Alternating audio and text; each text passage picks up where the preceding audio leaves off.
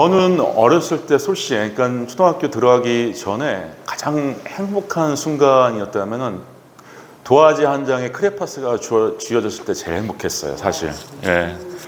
거기에 제 꿈과 제 멋을 이렇게 표현하면서 공상하고 또 그려낸 작품에 작품은 아니죠. 그려낸 것에 대해서 내가 흡족해하고 내가 기뻐할 때 제일 좋았어요. 근데 제가 장남인 거로 부모님은 제가 뭐 똘똘했으니까 나름 공부도 잘했으니까 앞으로 뭐 학자든지 뭐 법조인이라든지 이런 계통으로 좀 갔으면 하는 그런 바람이 어렸을 때 있었어요. 심지어 우리 아버지 같은 경우는 저를 어렸을 때부터 뭐라고 애칭으로 불렀냐면 카카라고 불렀어요. 카카라. 그러니까 얼마만큼 장남에 대한 꿈이 기대치가 어마어마했는지. 근데 제가 고등학교를 들어가면서 너무 뭐랄까 그때 사춘기가 심하게 온 데다가 공부는 하기 싫고, 근데 제 마음에 정말 하고 싶은 것은 좀 그림이다. 사실 그리고 이제 친인척 간에 그림 그리신 분들이 좀 있었어요. 뭐 홍대 미술과를 나오고 회화를 하신 분, 또 충청 대전 지역에서 중견 작가로 활동하신 분들도 더러 계시고, 뭐 대전고등학교에서 미술 선생님 하는 분들도 계시고, 이제 그런 분들 이렇게 작품들도 건너어 보기도 하고 이렇게 할 때 어떤 동경심이 있어서 고등학교 1학년 때 정말 진지하게 부모님한테 저 미대를 좀 보내달라. 미대를 가면은 좀 그림을 전공해서 좀 화가로 살고 싶다 했는데, 그 두 분이 뭐 한 일주일 정도 고민을 하시더니 얘야, 아버지가 교회를 개척하고 지금 우리 형편이 그렇게 넉넉하지 않는 거 알지 않느냐, 뒷바라지 해줄 수는 없는 것 같다. 그리고 지금 친척 아무개 이제 분한테 한번 상담을 했더니 미술학도 뒷바라지 하는 것이 이게 보통 큰일이 아니라고 하더라. 해서 부모님한테 설득을 당했죠. 그래서 그때 접었습니다. 접었는데 뭐 심심할 때 뭐 소묘 비슷하게 끄덕거리기도 하고, 제가 뭐 초중고를 다닐 때 어떤 그 이제 사생대회, 뭐 미술대회를 할 때 저는 전공자가 아니면 제가 미술을 준비하거나 화실을 다니지를 않았음에도 더러 상도 타오고 또 메달도 타오고 그랬어요. 이제 그렇게 했는데 이제 대학을 가면서 꿈을 접었죠. 이제 대학을 갈 때는 또 국문과를 가갖고 국문과를 지원했을 때는 아니에요. 저는 이제 신학교로 직행하지 않고 이제 국어국문학과를 갔을 때는 시인 아니면은 소설가를 좀 해보려고 또 그래서 국문과 4년을 다닐 때는 열심히 또 시나 또 소설도 습작을 했더랬죠.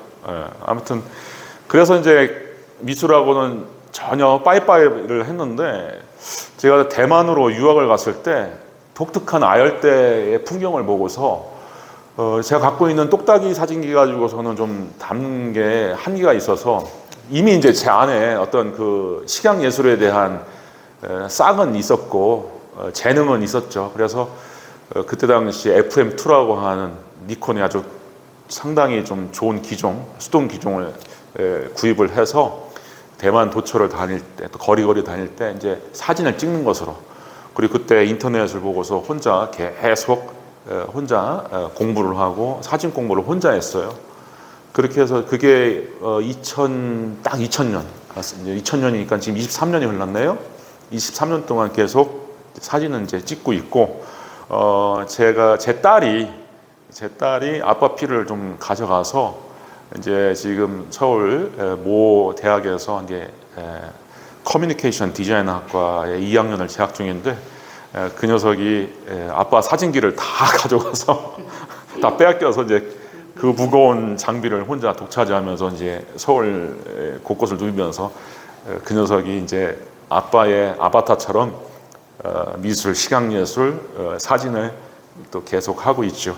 지금 이제 그런 형편인데, 사진은 뭐 조금 뭐랄까 결과물을 내놓기까지 뭐 그렇게 힘들지는 않잖아요. 특히 디지털 사진은. 근데 이제 회화는 모르겠어요. 제가 이제 모든 걸 은퇴를 하고 그야말로 제 삶의 여유라고 하는 것이 올 때 되면은 그때 이젤이나 캔버스를 구입해서 그때 하지 않을까.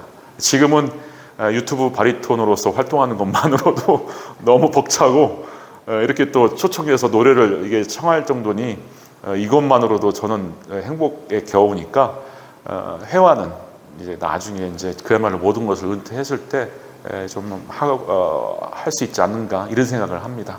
예. 네. 그러면 일단 이렇게 전시장을 가실 때 그럴 때 마음은 좀 어떠셔요? 이거는 조금 양가적인 문제가 있어요.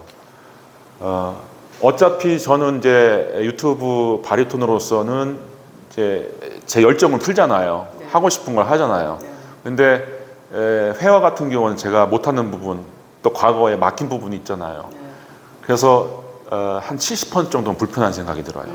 그래서 제가 즐겁지는 않아요. 그래서 갤러리 같은 경우 일부러 찾아가지는 않습니다. 딸이 아빠 어디가 뭐 어떤 좋은 전시가 있어 해서 아빠를 이끌거나 또 누가 이렇게 초청을 할 때는 제가 가는데 뭐랄까 제 마음 한켠에서 어떤 상처가 있기 때문에 그렇게 아직은 좀 선뜻 가지지는 않습니다.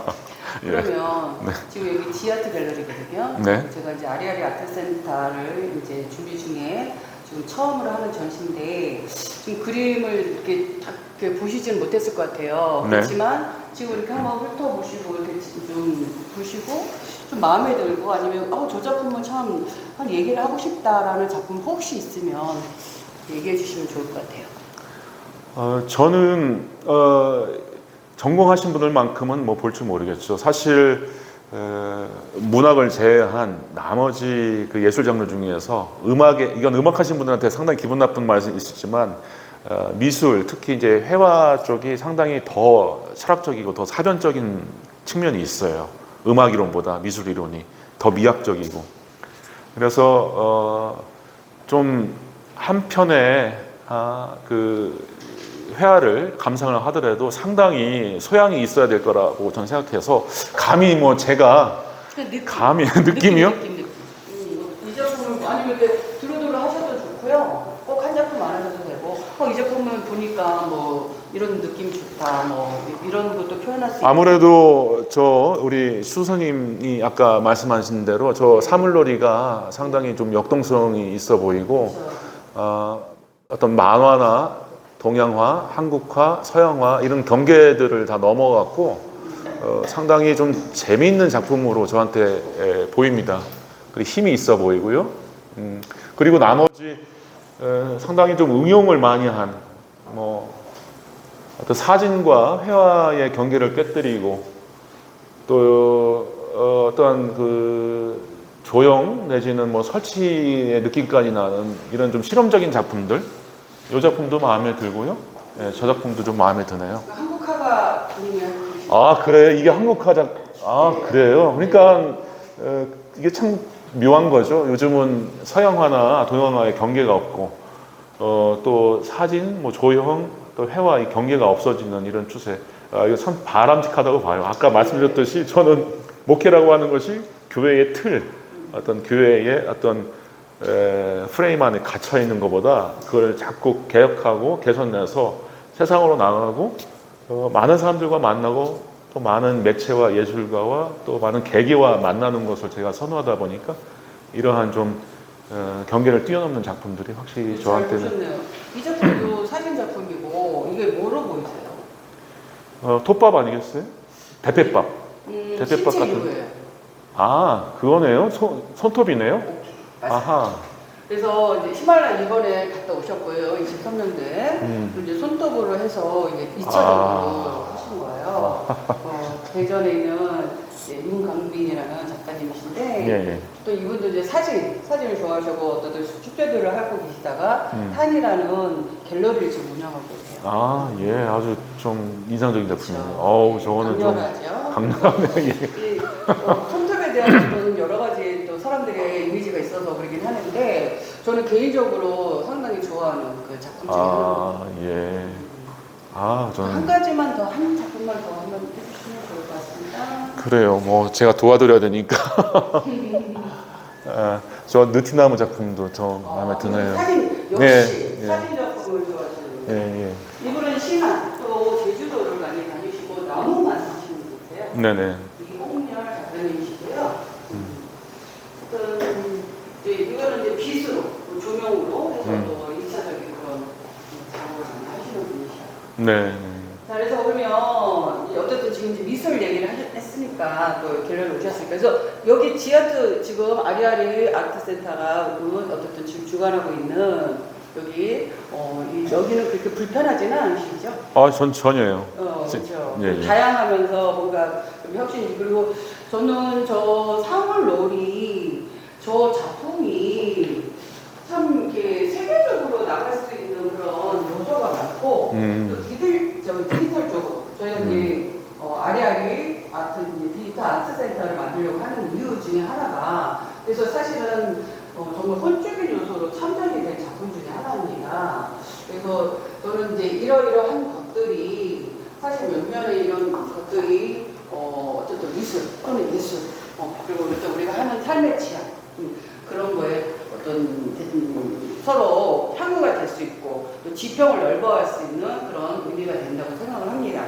그러면 이제 두 번째 곡을 청하고 싶습니다. 어떤 곡일까요? 예, 이제 무더운 여름 정말 2023년 여름 길었죠. 여름이 이제 물러가고 성큼성큼 물러가고 가을이 오는데 가을이 올 때 이제 흥얼거리곤 하는 노래 그리고 많은 분들이 가을이 올 때 찾아서 듣는 노래 10월의 어느 멋진 날에 이거를 좀 들려드리겠습니다. 지금 9월 1일이지만 뭐 가을이니까 가을 분위기를 좀 앞서서 내보죠. 좋습니다. 네. 네. 예. 그러면 우리는 9월 1일이지만 10월에 네, 가사를 조금 개사를 할게요. 네. 9월에 맞게. 네. 자, 박수 청하 박수로.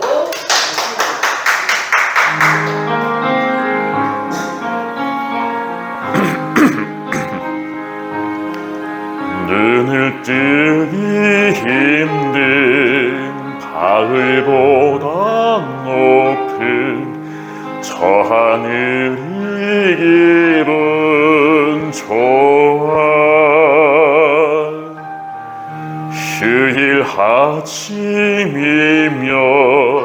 나를 깨운 전화 오늘은 어디서 무얼할까 창밖에 한층 바람 한 점에도 사랑은 가득한 것 널 만난 세상 더는 소원 없어 바람은 죄가 될 테니까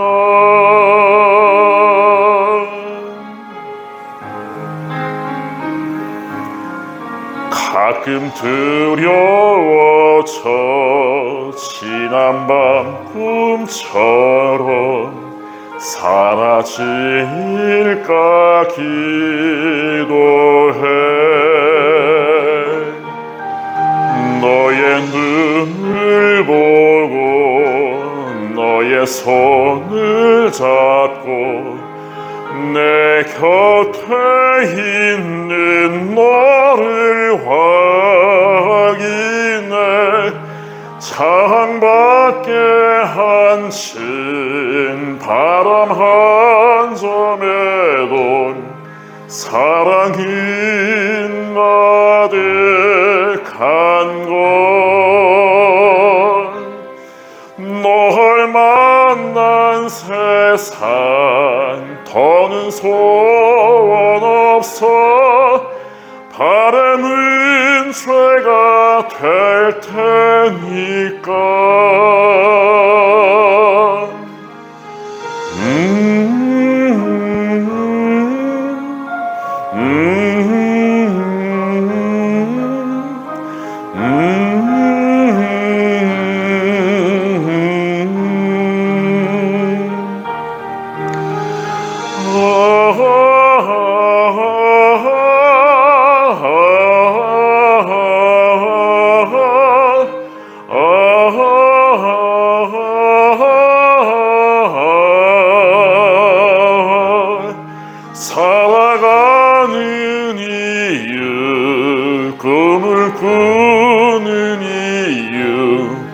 모두가 너라는 걸 내가 있는 세상 살아가는 동안 더 좋은 것은 없을 거야. 구원의 어느 멋진